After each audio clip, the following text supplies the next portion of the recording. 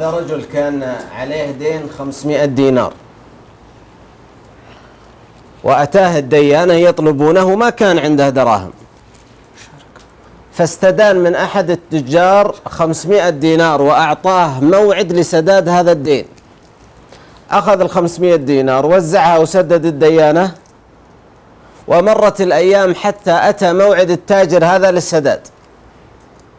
التاجر جاء قال سددني، قال والله ما أملك منها شيء. قال بشكيك عند القاضي، قال والله ما أملك منها شيء. اليوم الثاني توجه إلى القاضي واشتكاه. القاضي استدعاه، قال له أصحيح له عندك 500 دينار؟ قال نعم له عندي 500 دينار، لكن والله ما أملك سدادها. قال القاضي إذن نسجنك.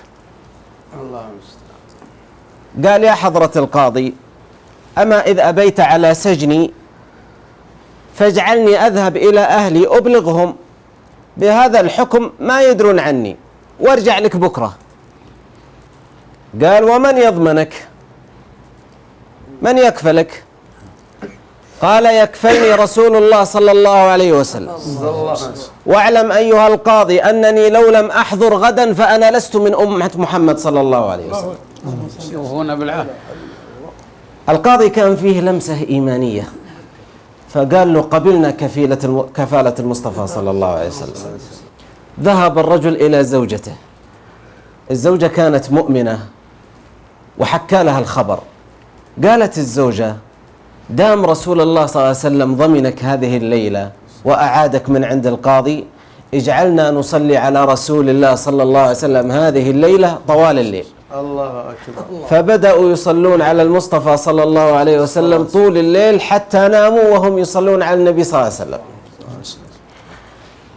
وقبيل الفجر وإذا به يرى في المنام، هذا الرجل يرى رسول الله صلى الله عليه وسلم أتاه في المنام وقال له إذا كان من الغد اذهب إلى الوالي وأبلغه وقل له رسول الله صلى الله عليه وسلم يبلغك السلام ويقول لك اقضي عني ديني، وإذا سألك الوالي ما هي أمارتك فقل له يبلغك رسول الله أنك تصلي عليه كل ليلة 1000 مرة إلا البارح أخطأت في العدد ونقصت، لكن يقول لك قد وصلتنا وافية. أصبح الصباح، الرجل توجه إلى الوالي واستأذن بالدخول ودخل. فلما دخل قال أيها الوالي يبلغك رسول الله صلى الله عليه وسلم السلام ويقول لك اقضي عني ديني. مباشرة قال الوالي وما أمارتك؟ قال يقول لك رسول الله صلى الله عليه وسلم أنك تصلي على رسول الله كل ليلة 1000 مرة والبارح أخطأت في العدد ونقصت، لكن يقول لك قد وصلتنا وافية. هذه العلامة. فبكى الوالي وأخرج 500 درهم وسلمها إياه، وأخرج 2500 درهم وقال هذه هدية مني لك ببركة رؤية رسول الله صلى الله عليه وسلم. أخذها الرجل واتجه إلى القاضي. لما دخل عند القاضي ورآه القاضي بلهفة، قال وينك يا رجل؟ احنا مشتاقين نشوفك. قال هذا أنا حضرت. فأخرج القاضي صرة فيها 500 درهم وسلمها هذا الرجل وقال له اقضي دينك لهذا التاجر. قال ولما؟ قال ببركتك رأيت رسول الله صلى الله عليه وسلم البارحة وقال لي إن قضيت عن هذا الرجل دينه قضينا عنك يوم القيامة. الله أكبر. وفجأة وإذا بالتاجر يدخل، فلما دخل وهو يلهث الله أكبر. قال وينك يا رجل نبي نشوفك؟ قال هذا أنا حضرت.